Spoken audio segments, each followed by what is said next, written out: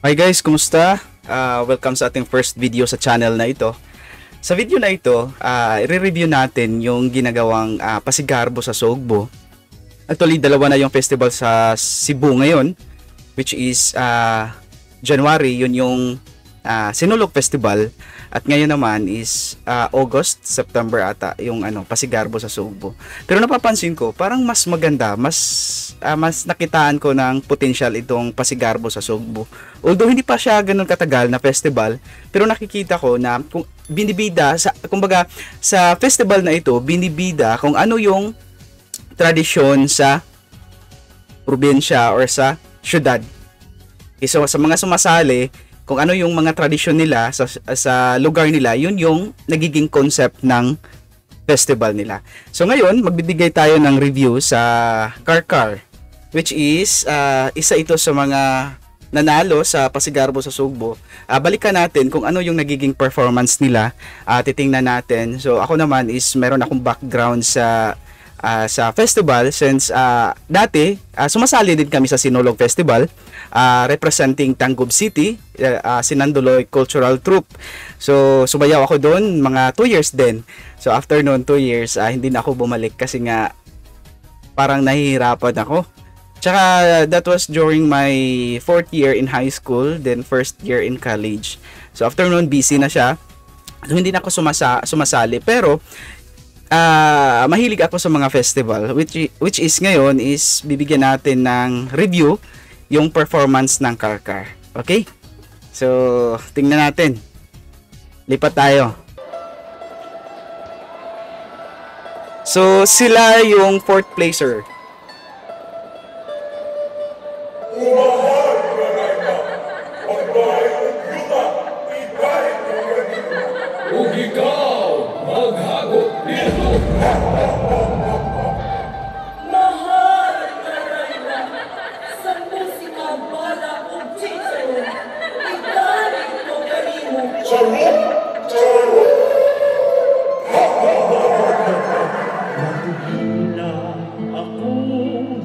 Ang ganda ng concept nila kasi yung parang alam mo yung tradisyon na nanghaharana. 'Di ba? Ito kasi yung parang itong grupo na to is mayayaman, yung kabila naman is mahirap tapos hinaharanahan nila yung babae. Ganda. Ang ganda ng concept.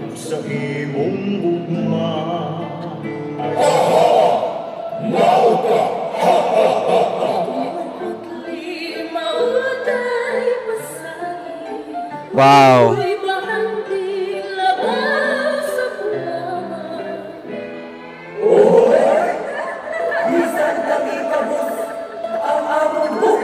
Kahit kami mahirap.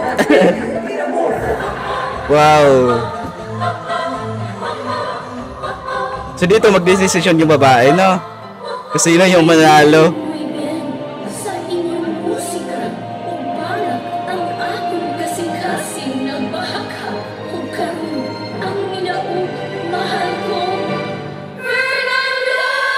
Yung mahirap yung pinili niya.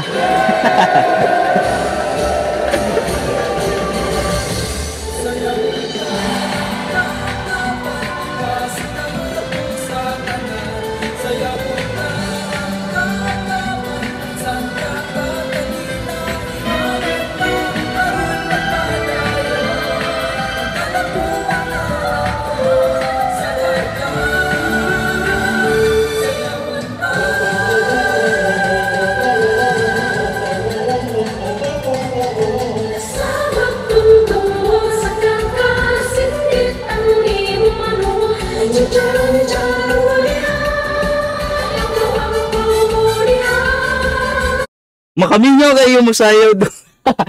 Kaysa una, dati yung college, ito talaga high school, ito yung mga ginagawa namin nung sinulog sa Cebu. So nakakamiss yung mag-blocking, tapos nakakamiss yung puyat kayo.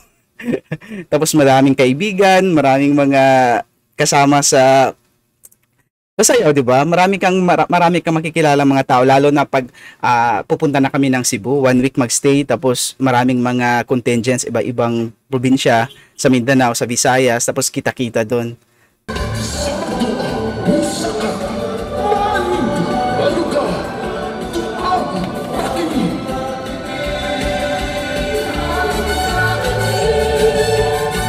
niyo dati nung sumasayaw kami, yung baga nakapapansin nyo, ngayon kasi it's a combination of physical na props at saka yung ano, yung mga naka-lead wall na. Kumbaga nag-innovate na nga yung ano, yung festival ng Cebu ngayon. Dati sumali ako nasa year 2007 and 2008. So matagal-tagal na 'yun. Diba? Tingnan nyo, ang ganda oh. Itong part na to medyo madilim lang siya. Sayang.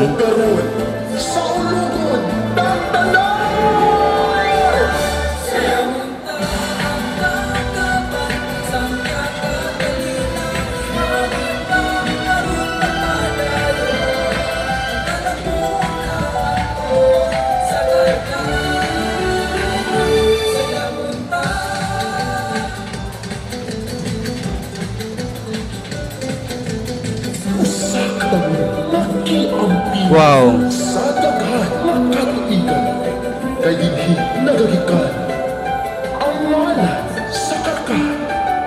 Magkapiling ka.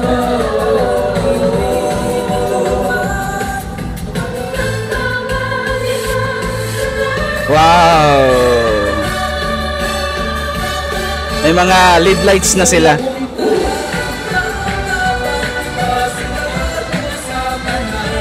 Gusto mo to? Itong reaction na to.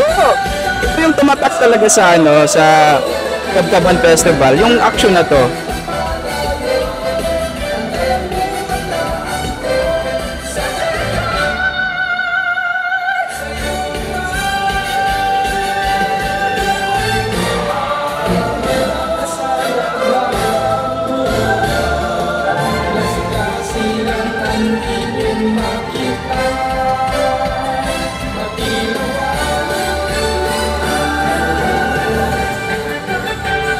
Ganda.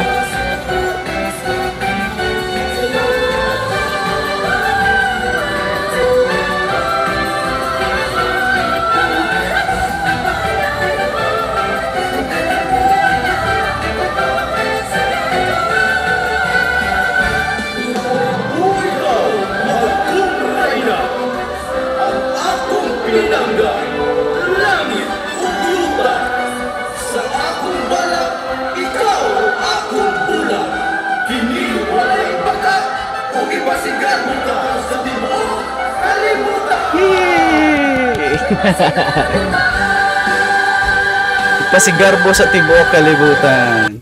Okay, that was Kabkaban Festival sa Karkar, Cebu.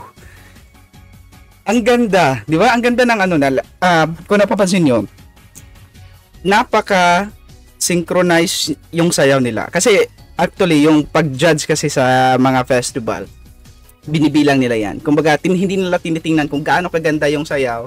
Yung ibang judges dyan is nagbibilang ng mali. So every time may mali, go hit, gano'n. Tapos yun na yung tira, yun na yung magiging score. May mga judges na gano'n. Okay, so sa time namin, nung sa Sinulog Festival sa Cebu, minsan champion, actually naka-Grand Slam din naman kami. Tapos kami yung binansagan na the most awaited contingent kasi nga sa lahat ng mga sumasayaw, kami yung second to the last na sumasayaw bago mag-finale. So, imagine, sasayaw kami from 6 AM until 7 PM. So, kumbaga, kung kapoy ang hisgutan, kapoy gikayo. Pero napansin ako na parang ang ganda na din sumasayaw ng mga taga Cebu ngayon. Kasi dati, itong Karkar, minsan mananalo sila, minsan talo. So dati yung pinakamahigpit namin na kalaban talaga pagdating sa street dancing, pagdating sa ritual. Pag street dancing, pinakamahigpit namin na kalaban yung Lumad ba sa Kanon. Pero usually kami talaga yung nananalo sa sa street dancing kasi sa street dancing tinitingnan diyan kung gaano kayo ka-conscious sa linya. Ganun yung street dancing.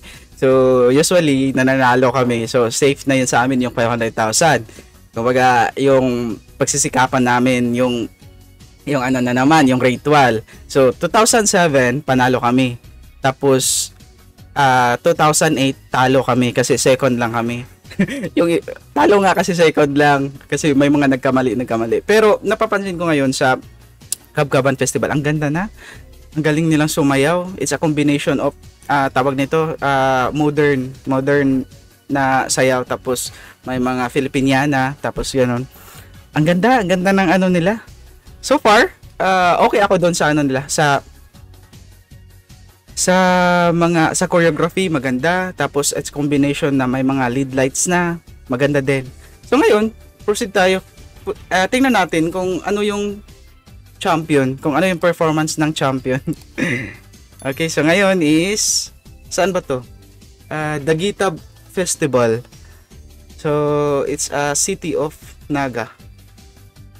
City ba? Karkar City. Okay, Karkar City, tapos Naga City. So hintayin natin kasi naglo-load pa. Okay, so shout out pala doon sa ano, sa owner ng mga video na ito. Yung Paradise Philippines, sa kanila ito. So review natin, hiramin natin yung video nila. Okay, so titingnan natin ngayon yung Daguita Festival of Naga City.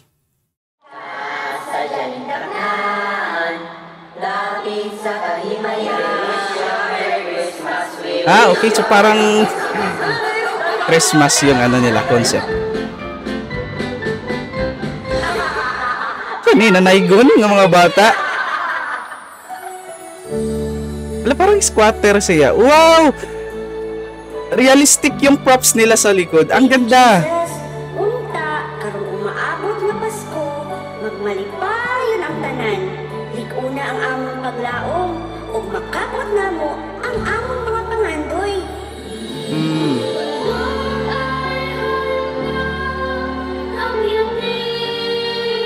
Kinabutan ako.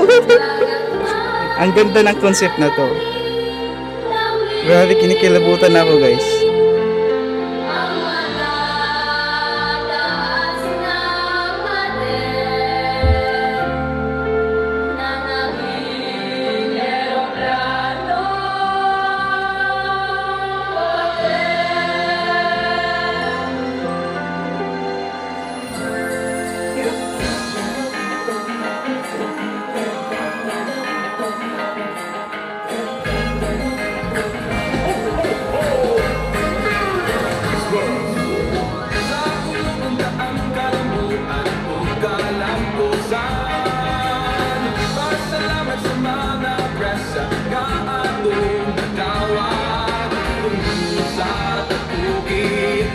Wow.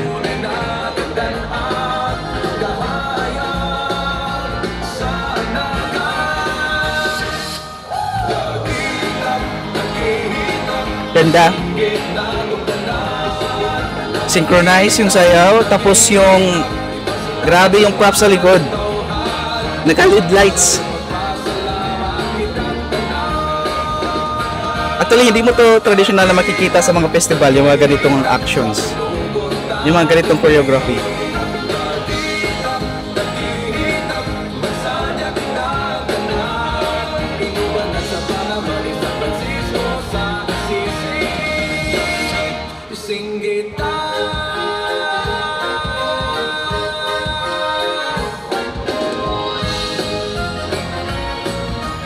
Napaka-Christmas ng concept nila. Kasi di ba Daguita Festival, mga pailaw-ilaw. Wow, I like this one. Ganda oh.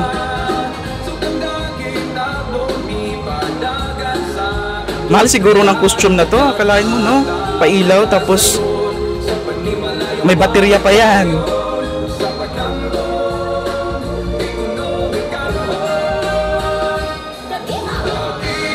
Wow. Grabe pasabog. No wonder ito yung nanalo.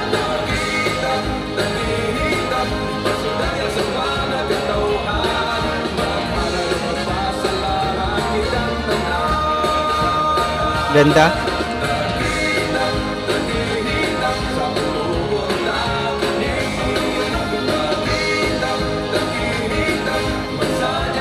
Every Christmas, embrace, ano yan?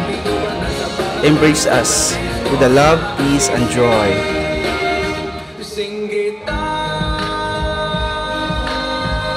Christmas na Christmas. Ganda.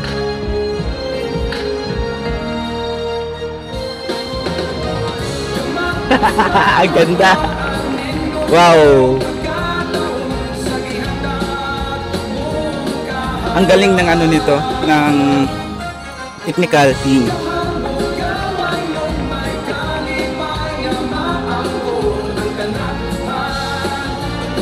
Kung sino ka man nakaisip nito, ang lupit mo, boy.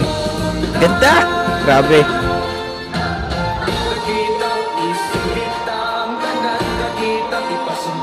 No wonder, ito yung nanalo.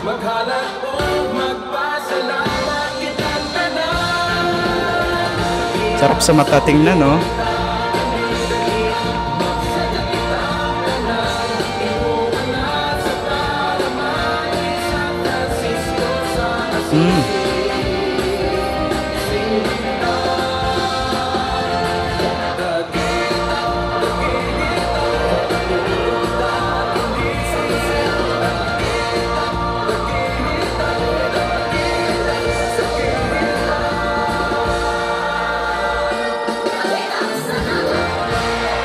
Wow. Yay! Galing. Ang galing. Ladies and gentlemen, that was our Parang napaka-emotional yung intro nila, no? Parang yung mga bata na yung parang feeling mo talaga na nasa squatter, tapos yung mga bata na may mga pangarap. Ang ganda. No wonder ito yung nanalo. Balikan nga natin. Nagandahan talaga ako. Nagandahan talaga ako dun sa intro. Ala ako, chinilas na binli! Ganda ng concept talaga. O, tanya mo, yung ano, yung props nila, napaka-realistic. Baby Jesus, unta, karong umaabot nga Pasko, magmalipayon ang tanan. Liguna ang among paglaom. Sana pagdating ng Pasko, maging masaya ang lahat. Ang among mga pangandoy. Di ba?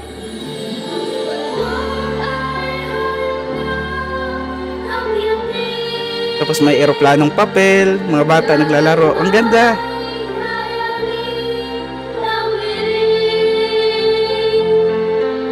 Parang ginaganon yung puso mo.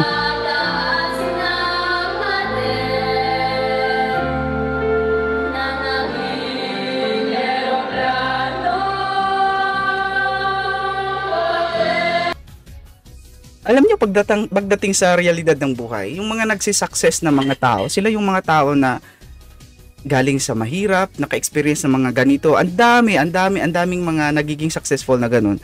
Kaya pinapakita sa concept na yon na yung mga bata na nakatira sa squatter, sila yung mga bata na may mga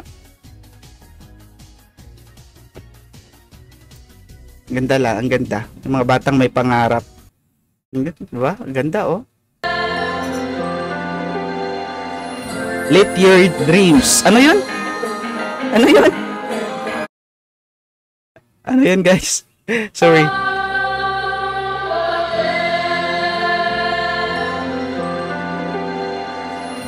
Oh, di ba? Let your dreams be your wings. Totoo naman. Kasi kung wala kang pangarap sa buhay, di ba? Wala kang pakpak. Kasi nga, yung mga dreams mo, yung mga ambition mo, yun yung magiging motivation mo para gawin kung ano yung kaya mong gawin, kung ano yung mga kailangan mong gawin para maabot. Ang ganda ng concept nila. All in all, no wonder ito yung panalo. Pero pagdating sa action, yung tumatak sa akin, yung Kabkawan Festival, meron silang action doon na nagandahan talaga ako. Pero no question na ito talaga yung panalo. Okay? So actually, marami pang iba. Tingnan natin yung iba. So kanina, tingnan natin yung second placer. So parang gusto kong mag-Cebu. Hindi sa Sinulog. Gusto kong makita actual yung Pasigarbo sa Sugbo. Parang ang ganda. Parang mas bongga siya. Okay, ngayon, tingnan natin yung second placer.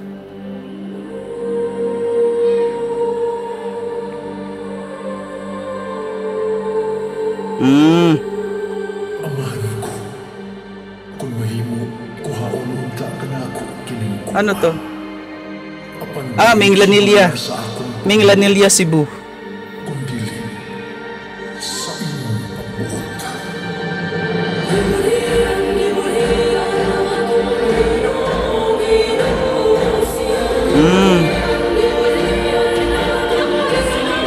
Napaka-religious ng ano nila, concept. Ito siguro yung tradition talaga ng Minglanilla. Ang pagbudhi dili sala sa tao, kundi ang halok.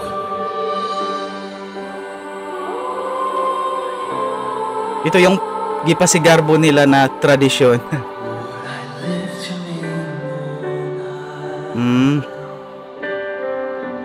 Lord, I love to sing your praises. You came from heaven to earth to show the way, from the cross to the grave, from the grave to the sky. Lord, I lift your name on high. Lord, I lift your name on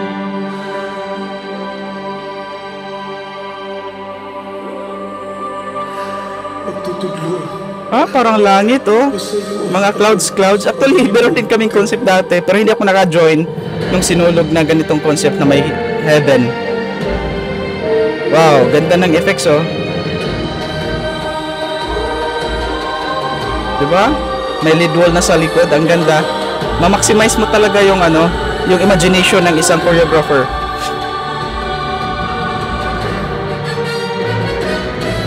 Para silang mga anghel. Oh.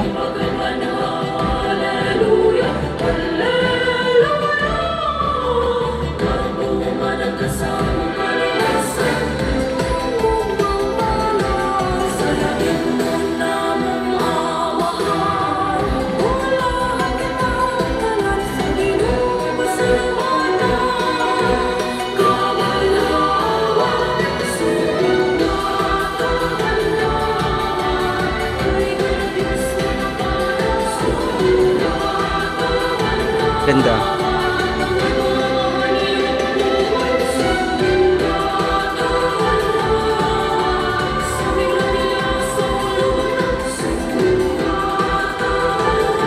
Oh, napakaganda ng kamay tingnan, no? Sabay-sabay. Wow. Na-excite talaga ako ng mga ganun, yung mga magpapalit bigla ng costume. Yung may surprise effect ba?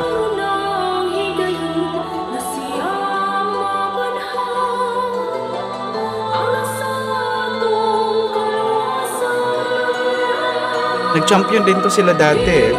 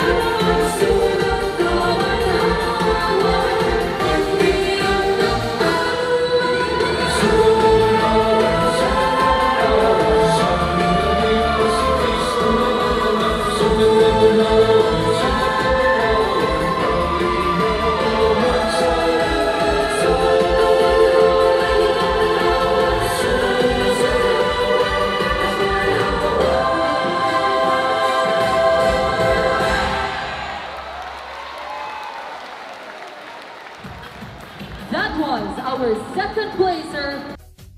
Ang ganda din. So, alam nyo, siguro yung judges nito nahihirapan din. Siguro yung for second, third, at saka fourth, siguro mga point lang siguro yung mga lamang nila.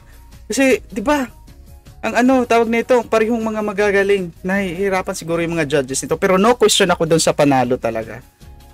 Ano yung third?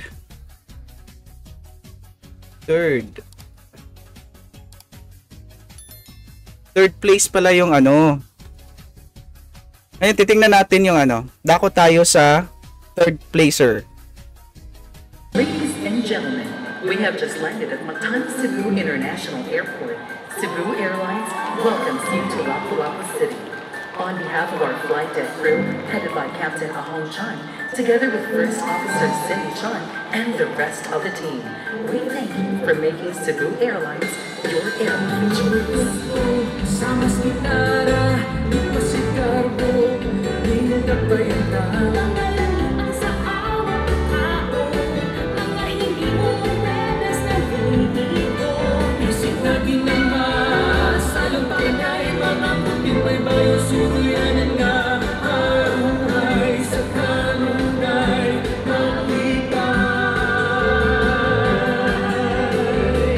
Hala! Ang akong magahi!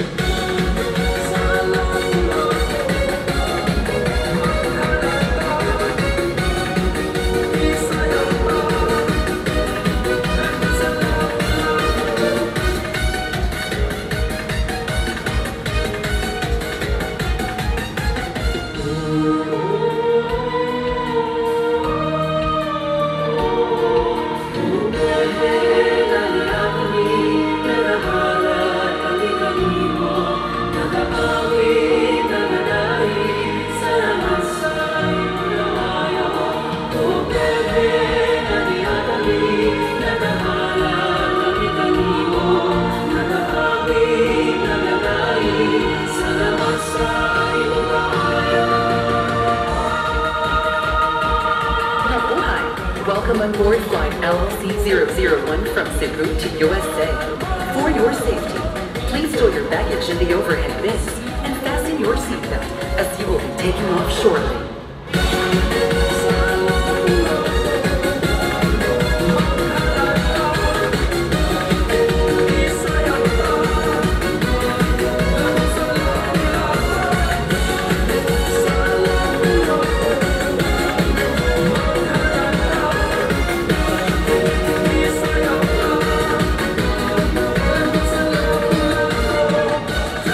Choosing Cebu Airlines for your flight today. We hope you've had a beautiful experience here in Lapu-Lapu City. Sit back, relax, and enjoy the flight with us. Maraming salamat po.